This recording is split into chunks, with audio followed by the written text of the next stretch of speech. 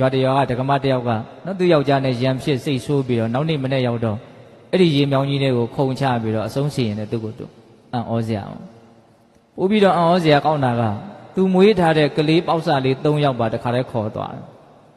4ယောက်စလုံးသိတယ်နော်ဦးဇင်းတို့ရဲ့ရွာဘက်မှာတဖန်းစိတ်ဆယ်ကြီးကနေပြီးတော့ရေတွေပေးဝေတဲ့ရေမြောင်းကြီးကဦးဇင်းတို့ရွာကနေဖြတ်သွားတာနော်အရှိတောင်အရှာမှာအကြီးဆုံးလို့ပြောတာပဲတဖန်းစိတ်ဆယ်ကြီးဟိုတနေ့ကတောင်မှနော်အိမ်တွေကျောင်းတွေရွာတွေပြန်ပေါ်လာလို့လူတွေသွားကြည့်ကြတယ်ဆိုတာလေကြောင်လှမှာနော်အဲ့ဒီဆယ်ကြီးကရေပေးတဲ့ရေမြောင်းကြီးကဦးဇင်းတို့ရွာကနေဖြတ်သွားတာအလွန်လဲနဲ့တယ်အလွန်လဲကျဲတယ်အဲ့တော့တနေ့မှာဦးဇင်းတို့ရွာနာကရွာတရွာကဒကမတယောက်ကနော်သူ့ယောက်ျားနဲ့ရံဖြစ်စိတ်ဆိုးပြီးတော့နောက်နေ့မနေ့ရောက်တော့အဲ့ဒီရေမြောင်းကြီးတွေကိုခုံချပြီးတော့အဆုံးစီရင်တဲ့သူ့ကိုသူအံ့ဩစရာပို့ပြီးတော့အံ့ဩစရာကောင်းတာကသူမွေးထားတဲ့ကလေးပေါက်စလေး3ယောက်ပါတခါတည်းခေါ်သွားတယ်4ယောက်စလုံးသိတယ်နော်အဲ့ဒီသတင်းကြားတဲ့ခါကျတော့ဦးဇင်းစဉ်းစားမိတယ်စိတ်ထဲမှာဒီအမျိုးသမီးနော်ဘုရားဟောတရားဒေသနာတွေကိုဘာ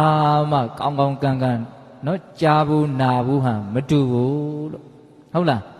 အကယ်၍သာမြတ်စွာဘုရားဒေသနာတွေကို तू အများကြီးသိထားမယ်မြင်ထားမယ်ဆိုရင်ဒီလိုဆိုးဝါးတဲ့ဆုံးဖြတ်ချက်မျိုးကိုအကောင့်ထဲဖော်သွားကြအကြောင်းမရှိဘူးဒါသူ့အတွက်အကောင်းဆုံးအဖြေဆိုပြီးတော့ तू လှုပ်သွားတာပဲလေဓာတ်ထက်ကောင်းတဲ့အဖြေတစ်ခု तू မရှာနိုင်လို့ဒီအဖြေကို तू အကောင့်ထဲဖော်သွားတာပေါ့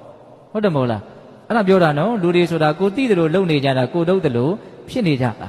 ဒါကြောင့်ကိုယ့်ရဲ့ဒီအလုပ်ဆိုတဲ့ကံတရားတွေကိုဖြောင့်မတ်အောင်မှန်ကန်အောင်အတိကိုဦးဇင်းတို့မြင်မအောင်ဘာလို့မလို့မြင့်တင်ရမယ်ဘယ်နည်းနဲ့မြင့်တင်မလို့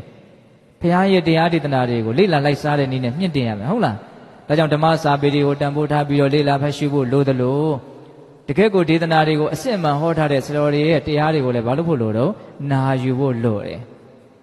ဟုတ်ပြီနော်ဒါကြောင့်နံပါတ်1တန်ဖိုးရှိတဲ့လူသားတစ်ယောက်တန်ဖိုးရှိတဲ့ယဟန်တစ်ပါးဖြစ်လို့တဲ့ဆိုရင်ပြည့်စုံရမယ့်အည်အသွေးရှိထားရမယ့်အင်္ဂါရက်တွေပါလေသောတာစ